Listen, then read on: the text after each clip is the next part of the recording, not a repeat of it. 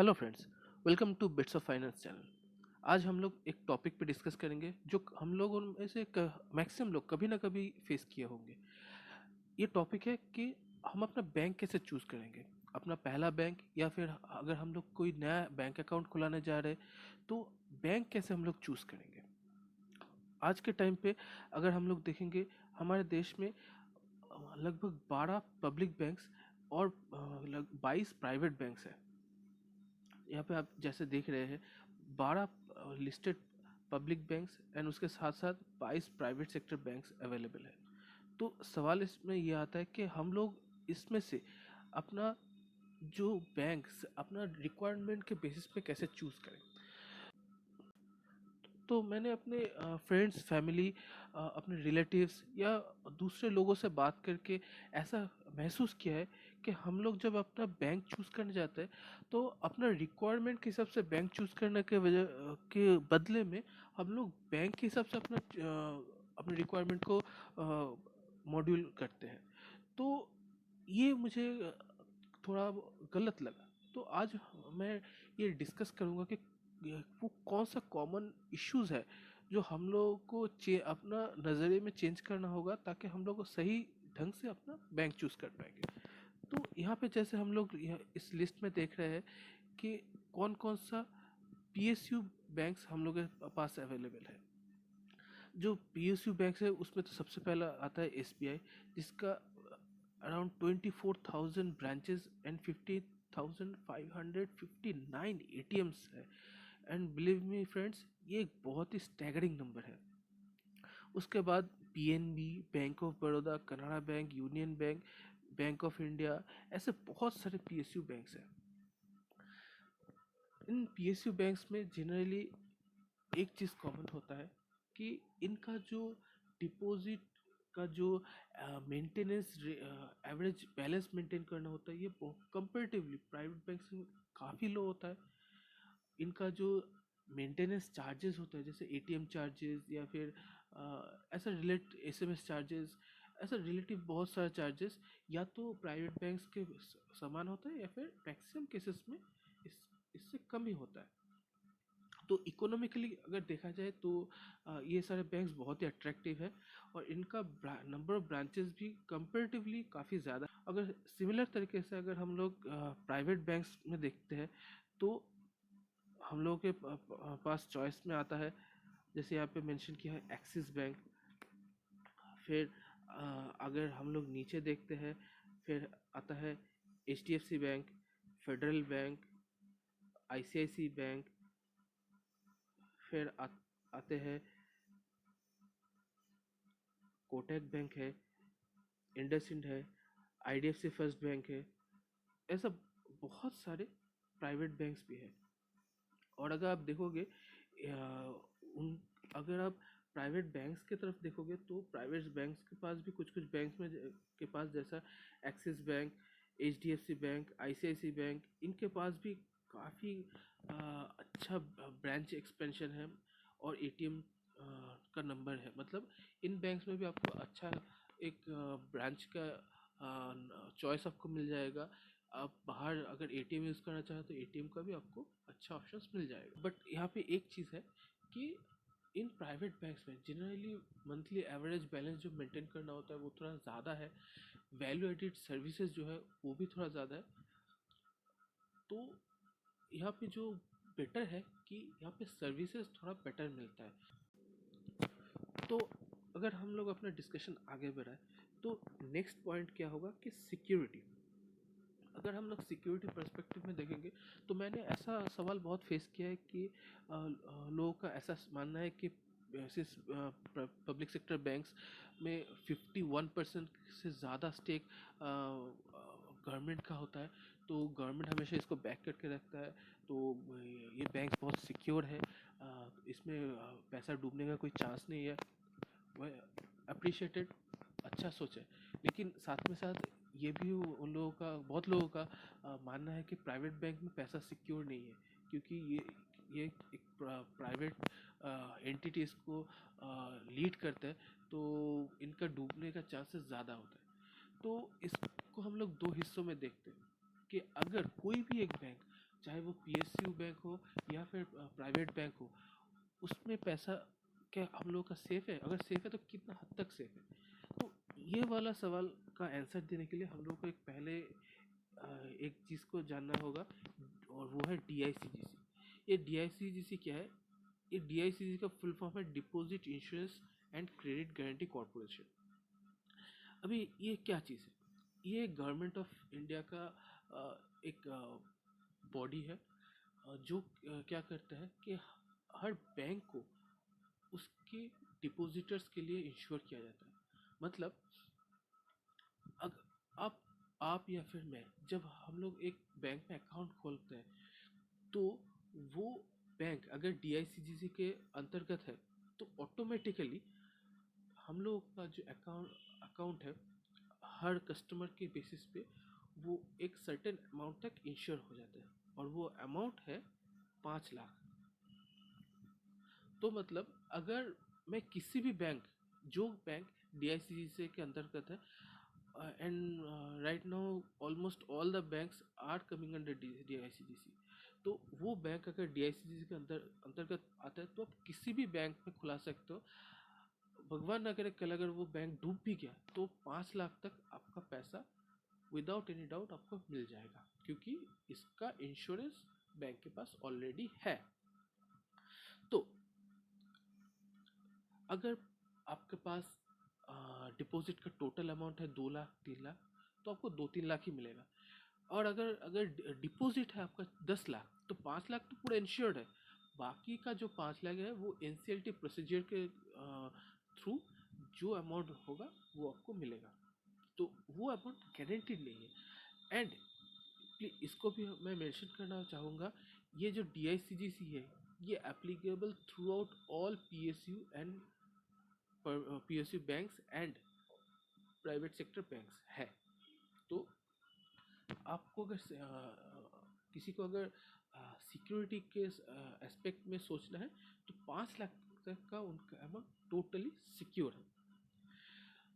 अभी next topic में अगर हम लोग बात करते हैं कि अगर 5 लाख के ऊपर ही किसी को रखना है, सपोज किसी को बहुत बड़ा अमाउंट रखना है, फॉर एग्जांपल 10 लाख 50 लाख 1 करोड़ 5 करोड़ 10 करोड़ 50 करोड़, तो वो किस बैंक को चूज करना चाहिए? क्योंकि उनको उनको तो पता है कि 5 लाख तक का पूरा एकदम सिक्योर्ड है, तो उस अपन अबव वो क्या कर सकते हैं? तो इसके लिए मैं एक टॉपिक या फिर एक पॉइंट को सामने लाना चाहूँगा, वो है domestic systematically important banks, in short DSIB. अभी ये शुरू हुआ था 2015 में, और यहाँ पे जैसे कि दिख रहा है लेटेस्ट इंफॉर्मेशन एज पर जनवरी 19 2021, उसके हिसाब से आरबीआई क्या बोल रहा है कि आरबीआई ने बाय लेटेस्ट 3 बैंक्स को आइडेंटिफाई किया है। यहाँ पे जैसे दिख रहे हैं, एक है एसबीआई, दूसरा है आईसीआईसीआई, तीसरा है एचडीएफसी बैंक। इनको आरबीआई ने डीएसआईबी इन इसके अंतर्गत किया है। अब ये डीएसआईबी क्या है? तो डीएसआईबी क्या है? डीएसआईबी का डिटेल यहाँ पे जैसा हम लोग को दिख रहा है कि the Reserve Bank of India has retained State Bank of India, ICICI bank and HDFC bank as domestic systematically important banks, और बैंक्स, प्लीज अभी यहाँ पे थोड़ा ध्यान दीजिए, और banks that are considered as too big to fail. Key points इसमें क्या है कि some bank due to their size, cross jurisdiction activities, complexity, lack of substitutability and interconnectedness become systematically important. SIBs are perceived as banks that are too big to fail. This perception of TBTA creates an expectation of government support for these banks at times of distress. Please इस बात पे ध्यान दीजिए।